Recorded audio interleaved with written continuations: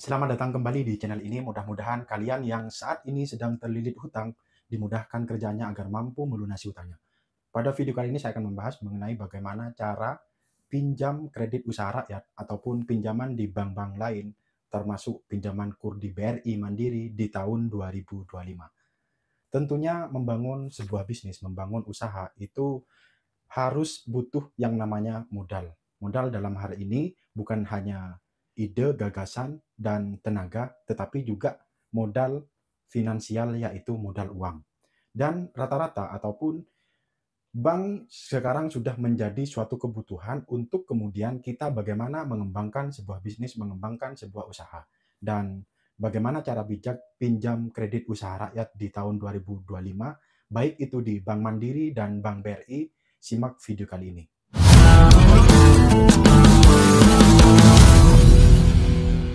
Tentunya di tahun 2025 bakalan ada pinjaman KUR ataupun pinjaman KUR di BRI, di Mandiri itu akan dibuka kembali. Jadi setiap tahun sebenarnya kredit usaha rakyat itu pihak perbankan yang menyalurkan KUR itu dijatah. Misalkan BRI itu berapa triliun, kemudian Mandiri berapa triliun, dan bank-bank yang lain juga dijatah berapa triliun seperti itu. Kemudian biasanya itu dibukanya rata-rata mulai dari bulan Februari setiap tahunnya. Kemudian dari anggaran ataupun dari yang sudah disediakan dari pemerintah, misalkan berapa triliun, kemudian rata-rata itu di bulan 10 bahkan bulan 11 setiap tahunnya itu kuotanya habis. Artinya kuota untuk dana tersebut itu habis seperti itu. Makanya di bulan 10 ataupun di bulan 11 rata-rata baik di Bank BRI, Bank Mandiri maupun bank-bank yang lain yang menyalurkan kredit usaha rakyat kemudian tidak bisa mengajukan ataupun tidak bisa cair meskipun sudah diproses, sudah disurvei, kemudian berkasnya sudah lengkap dan tinggal pencairan tidak bisa cair, itu semata-mata bukan karena pihak perbankannya, melainkan kuota KUR itu benar-benar sudah habis.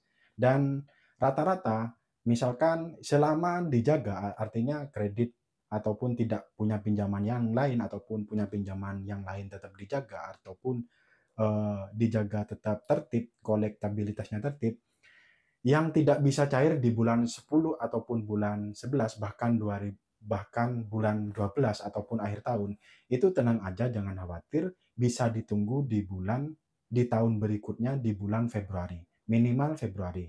Teknisnya itu ada yang akhir Februari, ada bahkan yang hampir bulan 3 seperti itu, tapi biasanya dimulainya itu di rata-rata di bulan Februari.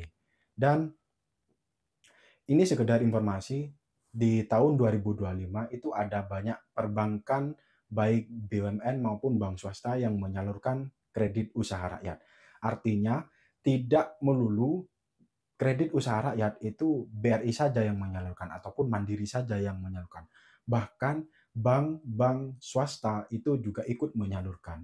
Contohnya ada di Bank Nobu, kemudian bank lokal juga menyalurkan, dan bank-bank swasta juga menyalurkan. Artinya ada banyak perbankan di tahun 2025 yang bakalan menyalurkan kredit usaha rakyat. Yang namanya kredit usaha rakyat itu tidak terlepas dengan suku bunganya itu setara semuanya bagi yang menyalurkan karena itu sistem bunganya itu disubsidi sama pemerintah seperti itu. Makanya baik di Bank BRI Mandiri maupun di bank swasta nantinya teman-teman mengajukan itu untuk bunganya, suku bunganya itu saya pastikan itu pasti sama. Kenapa? Karena itu tadi, karena itu adalah program dari pemerintah. Dan yang tak kalah penting, bagaimana cara bijak pada saat kita meminjam KUR di tahun 2025. Yang pertama, teman-teman, tentukan kebutuhan modal yang benar-benar dibutuhkan sama teman-teman. Contohnya misalkan di tahun 2025 teman-teman butuh pinjaman dan ingin bermohon untuk pengajuan pinjaman KUR, maka yang tak kalah penting untuk kemudian ini sangat penting bagaimana kita menghindari kredit macet. Salah satunya yang paling diabaikan adalah tidak menghitung ulang keseluruhan modal yang dibutuhkan. Di mana idealnya sebenarnya dari keseluruhan modal yang dibutuhkan itu pinjam ke banknya itu hanya 30% saja atau maksimal itu 50% dari keseluruhan kebutuhan modal. Maka bisnis yang baik, eh, kalau pandangan saya boleh dibantah ataupun tidak semuanya seperti, cuma rata-rata idealnya itu usaha yang sehat itu modalnya itu tidak keseluruhan dari pinjaman bank. Maka sudah jelas ya dasarnya. Misalkan kebutuhan teman-teman itu 100 juta, kemudian di tahun 2025 ingin mengajukan kredit usaha rakyat, maka yang pinjam ke KUR itu bukan langsung 100 juta teman-teman. Walaupun teman-teman benar harus pinjam 100 juta, teman-teman harus ada cadangan. Sebesar berapa? Sebesar 50%-nya. Supaya apa? Ini jangka panjangnya, khawatir yang kita takutkan ataupun yang kita spekulasikan, yang kita tidak inginkan itu hal-hal yang tidak diinginkan itu terjadi seperti itu. Apa itu hal-hal yang tidak diinginkan kemudian terjadi adalah kebangkrutan pilot dan mungkin usaha tidak sesuai diprediksi. Kalau usahanya teman-teman bagus, berkembang, kemudian bahkan misalkan tenornya hanya 3 tahun, kemudian belum 3 tahun, dari usahanya itu bisa melunasi, itu silakan saja. Cuma membangun bisnis, membangun usaha, itu tidak semuanya berjalan mulus seperti yang kita harapkan. Contohnya saya pernah buka toko sembako, kemudian prediksi awal dengan kebutuhan toko sembako, dengan kebutuhan saya rinci semuanya dari sewa tempat, kebutuhan, pokoknya sampai buka itu kurang lebih di angka 60 sampai 70 juta. Kemudian keseluruhan modal itu saya pinjam dari perbankan.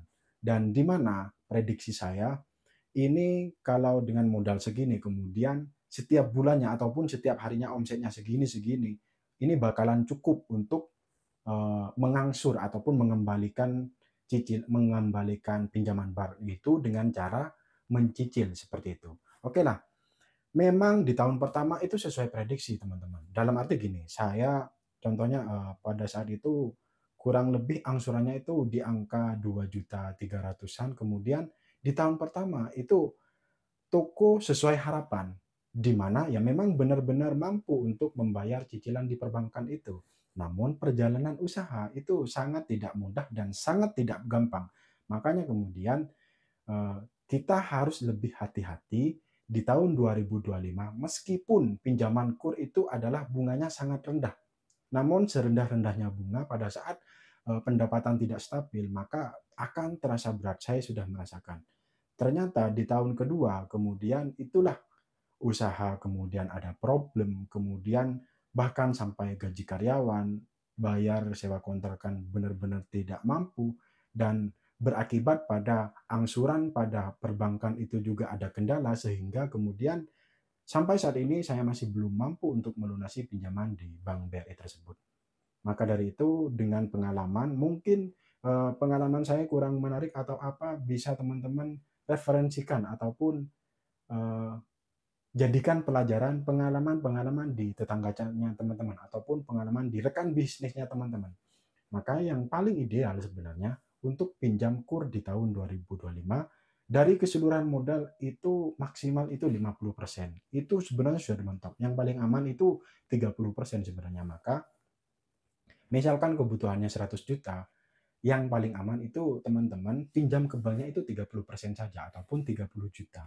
Di mana 30 juta, 70 jutanya teman-teman harus kemudian tidak pinjam ke bank.